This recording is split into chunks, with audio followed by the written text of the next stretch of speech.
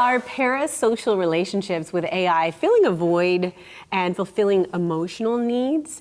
As AI becomes more responsive, how does it change the way that humans interact with it? This is crazy to think about, right? Well, we are so glad that we have Anthony Coy, Associate Professor of Psychology from the University of South Florida, in to chat with us about these ever-changing, advancing technologies and really how dynamic our AI is becoming. Welcome to the show. How you doing, Anthony? Doing well. Thank you for having me. You know what? I didn't even realize that I was technically using AI, but I'm a huge Alexa fan. I don't like saying it too loud because everyone's Alexas go off, but that's a form of AI, and I look at that as my assistant in a way to keep track of my to-do list and calendars. What are some of the ways you see people using AI right now that maybe is raising your attention a little bit? There are lots of ways that people use AI. I think one of the really interesting ways is through companionship and trying to find a friend in AI, which is an interesting use of them.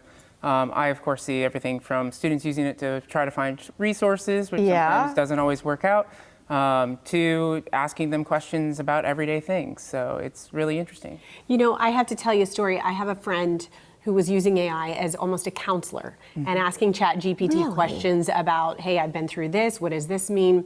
And she was reading me the responses, and they were very, very compassionate. Also, I'll say my interaction with ChatGPT is a bit placating. They're totally pumping you up and telling you everything you want to hear. So what are the dangers in that? I mean, in some ways it was comforting to this friend, but in other ways you think, well, that's even better than a human interaction. You get this jerk you're communicating with in real life, and then you talk to ChatGPT, it feels better. Yeah, much more polite. Well, and there is some evidence that you can get some emotional support from these AI companions, things like that. But it is important to remember that they're essentially kind of feeding back to you what you're putting into them. So that pumping up mechanism is because you're kind of giving it prompts to tell it what you want to hear. Sometimes you need to hear things other than that, though, and that's where human counselors are particularly beneficial. Even just going to friends and having actual connections with other people, they can give you that real feedback that you need to hear from a person.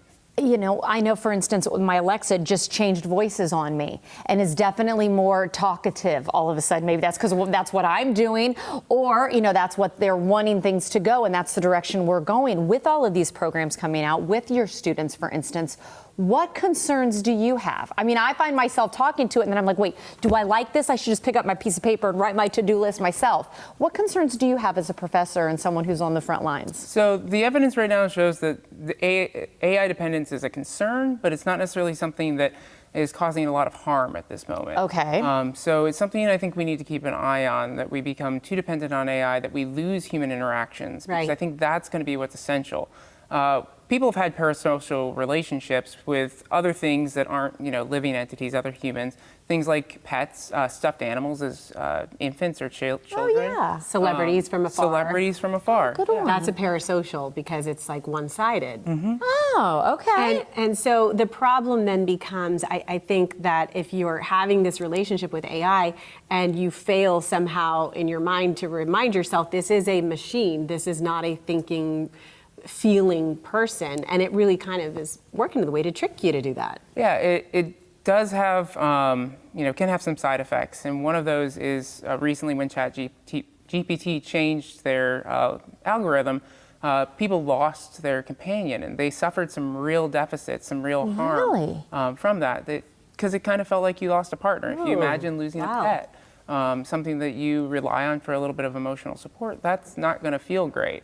And they went back to this just kind of cold baseline ChatGPT that didn't have all the algorithm in the background anymore. Really? So people were already seeing the negative sides of this? Yes, just a little bit. And so it's important to keep an eye on that to make sure that we're not overdoing it and that we recognize that this also isn't actually a person, and it can change because the company wants it to change. I get nervous. My mind goes to Terminator. I'm just going to say it. Am I the only one that goes there? I go to conversations till I go to the worst case scenario. Yeah, I'm right there with you.